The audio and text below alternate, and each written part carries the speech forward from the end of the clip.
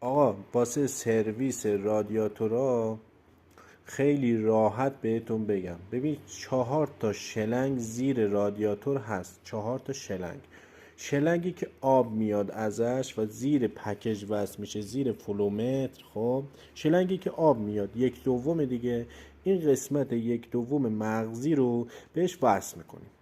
برگشته رفتی که به سمت رادیاتورا میره، گرمایش رفتی که به سمت رادیاتورا میره باز میکنی، قسمت 3/4 وصل میشه به اون.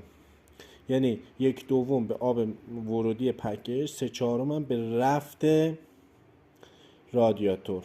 برگشت رادیات میاد زیر پمپ، برگشت رادیات میره زیر پمپ. خب برگشت رادیات رو باز میکنی، میذاری داخل لگن یا ظرفشویی.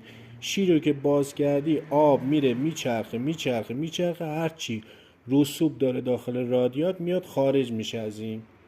خیلی راحت.